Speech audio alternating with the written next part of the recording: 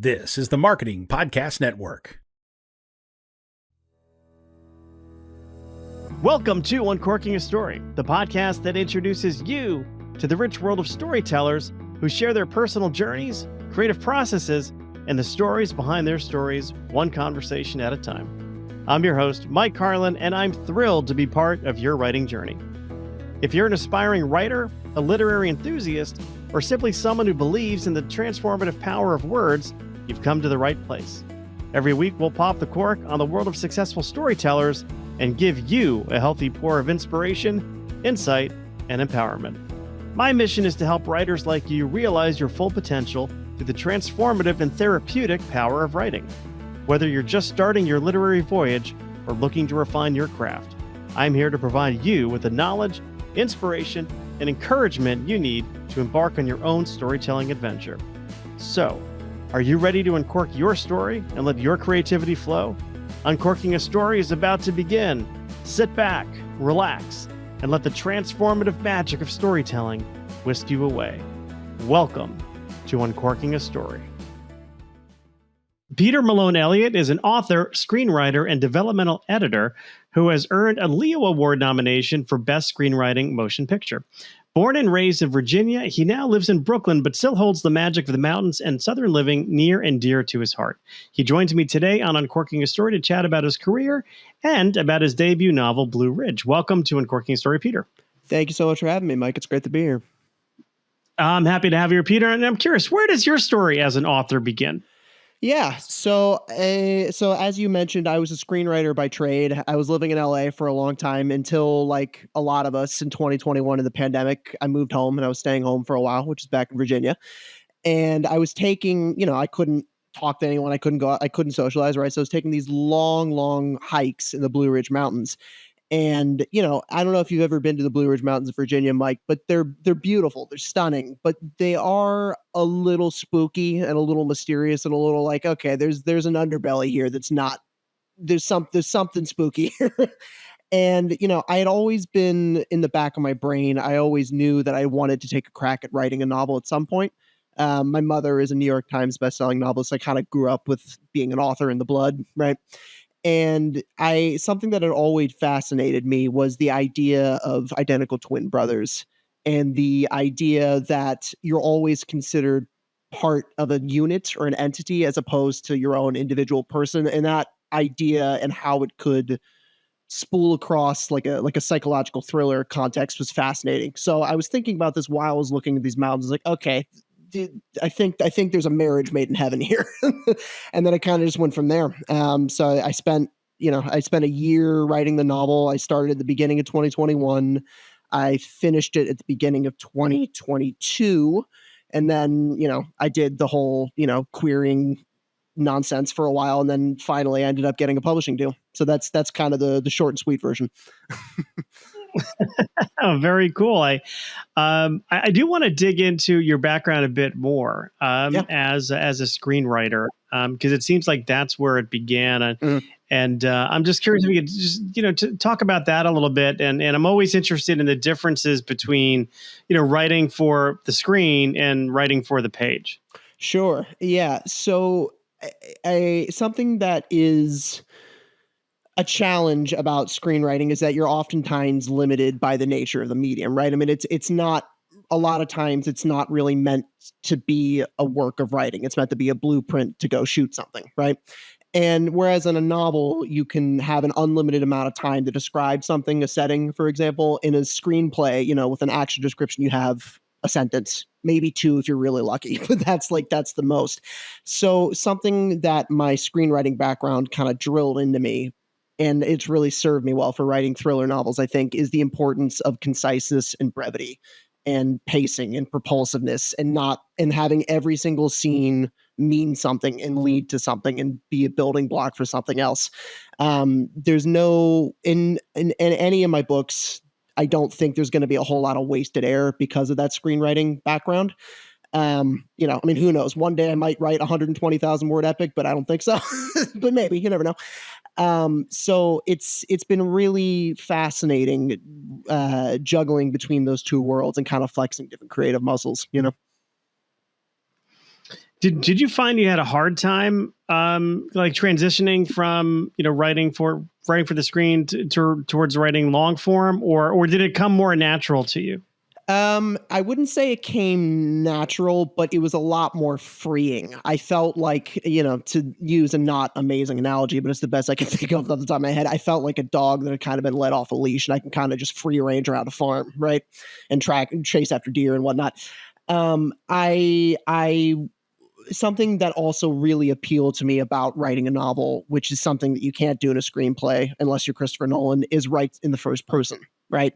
And do a dueling first person POV, which is how Blue Ridge is told. And in no matter how great a screenplay is, there are exceptions obviously, but no matter how great a screenplay is, it can never get into the same depths of the psychological human condition the way a book can, because you can really, really go a lot deeper. And so, no, I didn't say, I don't think it was more challenging. It opened up a lot more possibilities, if anything. Yeah.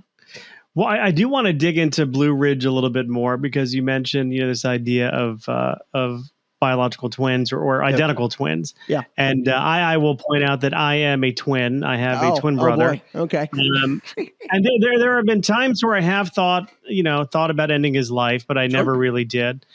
Are you identical or I'm just fraternal? really, we are fraternal, and I am the father of triplets. Wow. Okay. And none of them are identical either. But don't drink the water in my house. Sure. I'm just curious as like how this story came to, because it is somewhat diabolical. Yeah. In this idea of brother killing brother or trying to kill brother. Yeah. So I mean, like I mentioned the identical twin and the Cain and Abel dynamic that had always kind of fascinated me my entire creative life.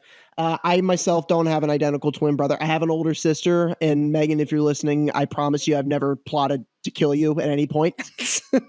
So I should start off by saying that.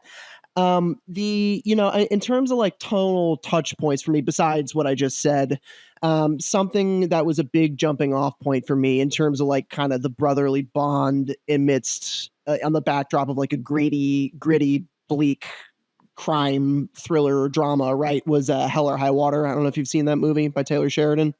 It's Chris Pine and Ben Foster and Jeff Bridges. It's about bank robbing brothers in West Texas. And that seeing that was really a big jumping off point. And then also that combined with the works of Sham Shepherd, which also deals with a lot of familial strife and brothers kind of at each other's throats, and the simmering tension of familial secrets and what people will do to keep those secrets buried. And so all of that was kind of like a nice little gumbo for me to get going with,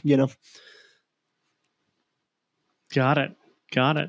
You mentioned Cain and Abel. It is a story that is kind of, as old as time, right? Yeah. Like brothers wanting to do harm to each other. Yeah. But certainly not without consequences. No, of course. Yeah. And without giving anything away, if you read the book, you'll see that both brothers have a certain price to pay. And, I'll leave that to you to discover what I mean. Yeah, fair enough. Given your background as a screenwriter, do you have an intention to translate this to something for the big screen? Yeah, I've thought about it. I've thought about how I would do it and what the structure would be. So it's something now in my career, I do kind of plan the hop back and forth between novels and screenplays. At this point, though, I am more leaning into the novel aspect of things. I am really enjoying exploring that side of my creativity. But the short answer is yes. Yeah. And if someone wants to option the rights, I own the film and TV rights for the book. I have an idea how to do it. So you can pay me to write the script. There you go. You can have your own adapted screenplay. Yeah, exactly. I'm curious, like going through the writing process, what are some of the big things you've learned about yourself, as you were developing this and as you were kind of, writing this novel? That's an interesting question. Like, you mean from like a process standpoint, or just about me as like a person and human being, or both? Yeah, more maybe both, but I'm always curious as to like insights you come into your that kind of come to you from your own life or about Yeah. your own life as you're going through, all the introspection that's required, even when you're writing fiction, Sure. to put together like a full manuscript. Sure. Something that I would say is probably always going to be a recurring theme in all of my work, and writing Blue Ridge and developing Blue Ridge really solidified this in my head, was familial trauma and secrets and dealing with that and having really, really dramatic, heightened consequences as a result of that trauma. And, without getting too deep in the weeds here, I'm able to channel a lot of stuff that I've dealt with on my own and dealt with in therapy and, my own ruminating and whatnot, and put it on the page and kind of, to use a cliche expression, but to exercise my demons out through my characters. And that's something that I find really interesting. And I don't know if I ever am going to have it in me to have a main character that's like completely happy and go lucky and just everything's fine. I don't know if I'm ever going to be able to do that. Maybe though, you never know. But that's probably the biggest thing that definitely solidified in my brain as if I was doing Blue Ridge. Yeah. Yeah, I mean, I hear it time and time again from authors, and even in my own work, it's that the writing can be a very therapeutic process. 100%. Yeah. Because you are kind of digging into like a portion of your soul and you're revealing it. Yeah. And that's something that requires a tremendous amount of vulnerability, even when you're writing fiction. It's not, I get it with memoir, right? It's pretty It's self-explanatory. You're telling the story of your life, it's you. But even in fiction, there is that you are tipping your hat a little bit to something that's kind of going on inside yourself. I just kind of find that fascinating, and just opening yourself up to that process is, is important. And that's how, yeah, go ahead. No, sorry. I was just going to add to that. Yeah, I mean, it's a running joke with. I have a lot of friends in the thriller and crime fiction community, right? And the running joke amongst us is that people who write really, really disturbing things are often the most well-adjusted people. Like if you go to like Thriller Fest, for example, the people that you'll meet at Thriller Fest, they write really, really dark stuff a lot of the time, right? But they are the most well-adjusted, friendly, normal people because they get it out on the page, right? And it's they don't keep it pent up. They kind of vomit it out, and they're like, all right, I'm done. Cool. And then like on the flip side of that are stand-up comics who, whose job it is to make you laugh, right? Yet they're like usually the most like screwed up people I've ever met, in terms of demons. Yeah. Yeah. And I think in fiction, you don't need to go any further than like, stuff like The King of Comedy or Joker to see how that can kind of manifest itself in a dramatic standpoint anyway. No. Yeah. Yeah, absolutely. You kind of mentioned it before going through the querying process and getting a publishing deal. Yeah. A lot of the people who listen to this show are aspiring authors themselves, and they always, want to know like, how can they do it? So what advice do you have for, someone who's up and coming or aspiring to get a manuscript from, that sort of manuscript, stage to on the shelf at their local bookstore? Sure. Yeah. So I have an answer for this, somewhat long answer. So bear with me here while I kind of ramble a little bit. So in this day and age, we are in kind of a golden time in publishing, because yes, there's gatekeeperdom, and yes, there's inequality, and yes, that's all still exists and still there. But in terms of the access that you have to these really cool independent presses and small presses and people that take unagented submissions are vast and unlike any other time we've ever had in the industry. So, I mean, for example, for me, for my journey for Blue Ridge, once I finished it and, I edited it and I got it read by my beta readers and blah, blah, blah, did all that and it was ready to send out. I sent it to initially I was going to like, all right, I'm going to get an agent. I'm going to do the traditional Big Five thing. Here we go. Great.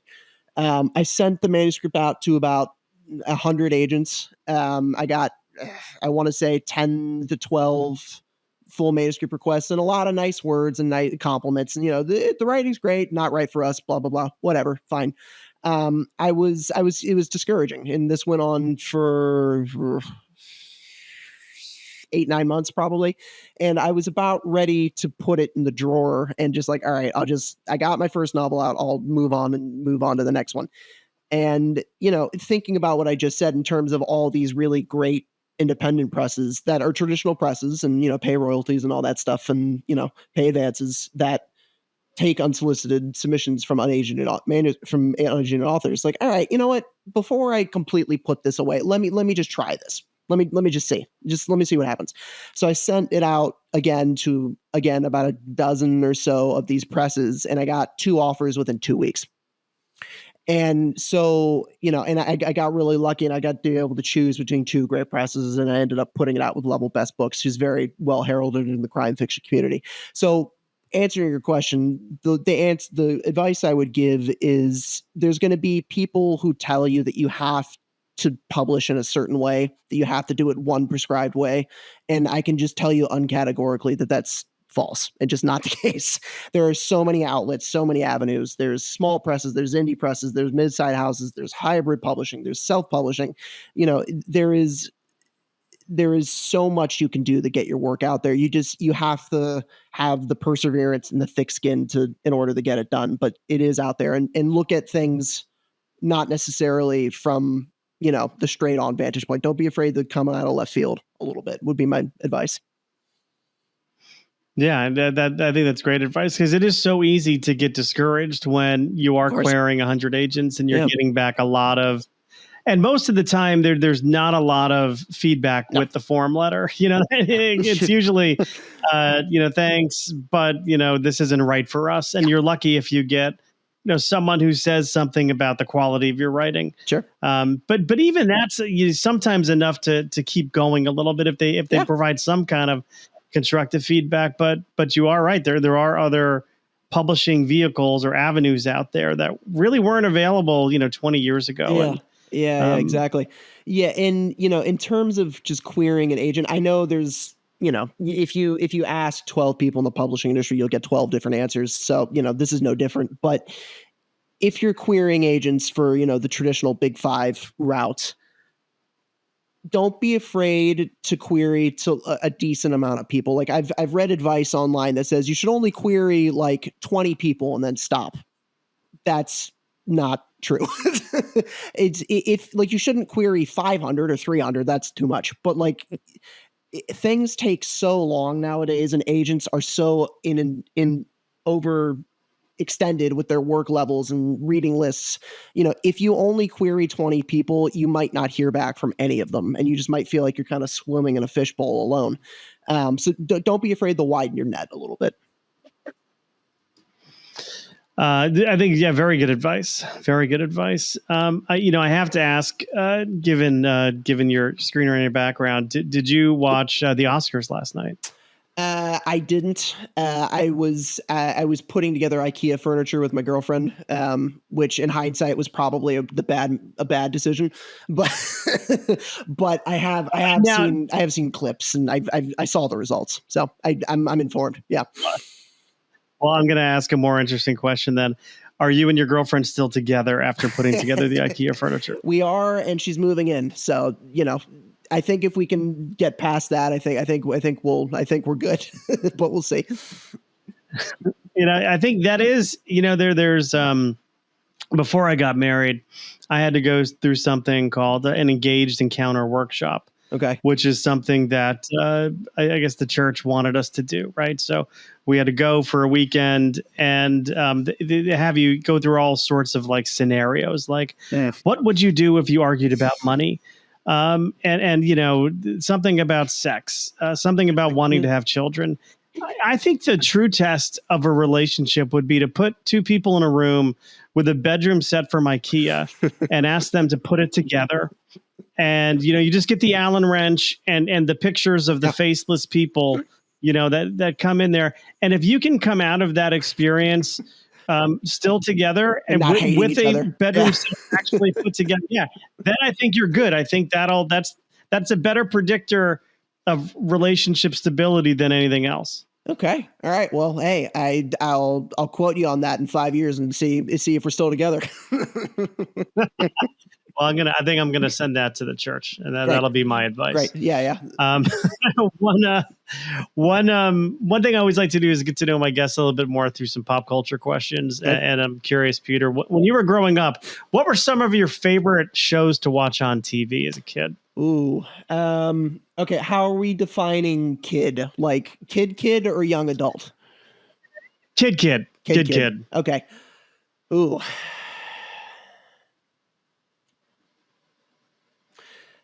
Honestly, I didn't really get into TV until I was a young adult. And then, because I was kind of coming of age, quote unquote, in the golden age of TV when like Mad Men was in its pomp and Breaking Bad and True Detective and all these things. So that's kind of when I really got into prestige TV. Before that, my family did a really good thing of giving me a really good film education in terms of like, old movies and 80s and 90s thrillers and whatnot. And, more recent things too. Movies. Let's do movies. Forget TV. Tell me some of those movies that they exposed you to. I was probably, in hindsight, a little too young to be watching this, but I was 12 or 13 when I saw The Departed with the Scorsese movie, and that just blew my head open in terms of, oh my God, you can do this, and they'll pay you to do this. This is what, and just the fact that they could explore such. It's not a perfect movie, obviously, but like the fact that they could explore such deep themes in such a pulpy and gritty context was really fascinating me. And then from there, I discovered things like, like Pulp Fiction and Seven and Good Will Hunting and, a lot of that stuff. So I was really a big 90s and early aughts movie junkie. That was kind of like my childhood, more or less. Yeah. I saw Pulp Fiction with my father, and at the time she was my girlfriend. Yeah. And we took my friend Zach. So Zach and I were eating up every frame of that film. Yeah. We loved it so much. Yeah. My girlfriend, who is now my wife, and my father were ready to walk out of the movie theater. Like that was, they just could not understand it. They thought it was obscene, which of course parts of that movie are extremely obscene. Very obscene. Yeah. But just the storytelling and just the characters and just the total vibe of that film. Yeah. I loved it. I watch it at least once a year. Yeah. I just love that movie so much. And it's really one of those things that, there's a lot of times where you watch movies that you loved when you were growing up and it's like, this doesn't really hold up. Yikes. And Pulp Fiction for the most part really, really does. And it really is kind of a stroke of genius in terms of structure and dialogue and character development and pacing and all that stuff. So, yeah. Yeah. How about music? What are some things you like listening to? Well, I listened to a lot of jazz because I played saxophone for 8 or 9 years. So there's a lot of jazz growing up in the house. I loved, this is kind of completely the other direction, but I loved Kid Cudi. His first 2 albums were very, very powerful for me in an emotional place in my life and very helpful in terms of getting me through some tough times. And then, my mom has this amazing vinyl record collection, which I'm trying to replicate now, but, I don't think I'm ever going to. So I would stumble across these gems of like these, big band artists from the 40s and 50s that just knocked my socks off. And I love, admittedly, this is a cliche answer, I love Frank Sinatra. I really, really do. And I went through a phase where I was basically listening to Frank Sinatra nonstop. So I still love him. I've kind of graduated from that phase now, though. But yeah, I usually cook on Sundays in my house, and if I'm cooking, it's usually an Italian meal because I'm half Italian. Yep. By genetics, but all Italian by sort of cultural identity. And I always have on Frank Sinatra radio when I cook because just that music is just, I think it makes the food taste better. But he was featured pretty prominently in this documentary I just watched about Quincy Jones, think it's called Quincy. Yeah. I've heard that's really good. I haven't seen it yet, but yeah, I've heard it's great. Yeah, it was fantastic, and great stories about Frank Sinatra. Yeah. And actually, my brother has a friend from college who is like the Frank Sinatra impersonator in Vegas right now. Wow. Wow. Like, I mean, he was a great singer, like vocalist himself. And then he winds up in Vegas, and he had surgery, and now he looks like a young Frank Sinatra. It's kind of scary, actually. Wow. But, so like what era does he impersonate of Sinatra? Is it like older one? Is it like Pomp, Capitol Records, Frank Sinatra? Or is it kind of just a mix of everything? Kind of Capitol Records, Frank Capitol Sinatra. Records. Yeah. I would say the Capitol year. Yeah. Yeah. That was him. No one could touch him in that stretch. That was his prime, in my opinion. Yeah. Yeah. And I guess last up is if you could go write a letter to your younger self, mail it to the younger Peter, what kind of advice would you give your younger self? Wow. That's a great question.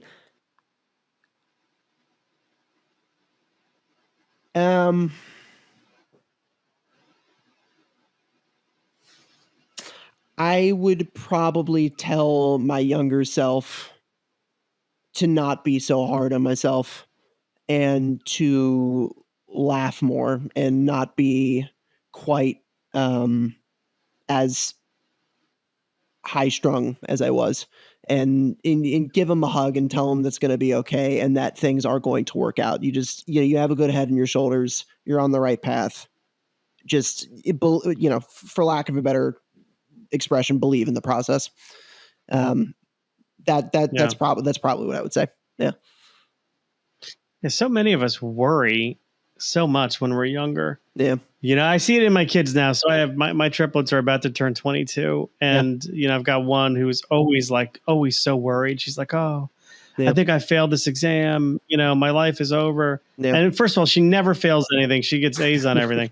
Yeah. And I'm like, why are you so worried? Like, even if you did fail it, it's one exam. Yeah. Yeah. It's one thing, and then you'll do better on the next one. I'm like, but I remember being like that too. Like, I was always worried about something, and it always turns out the way it's supposed to turn out, right? There's some things we have a little limited control over. So I love that advice to not worry so much.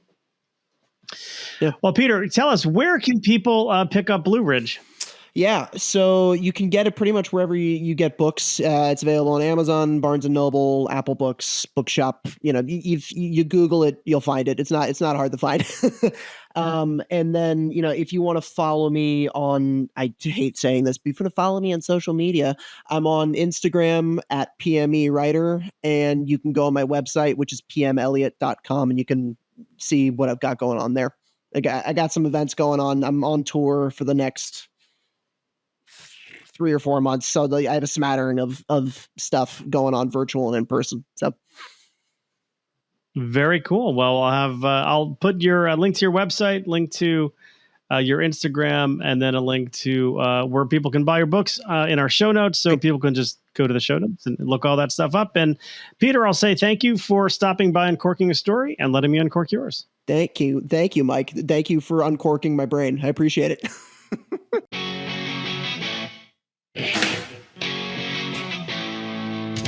Thanks for listening to Uncorking a Story.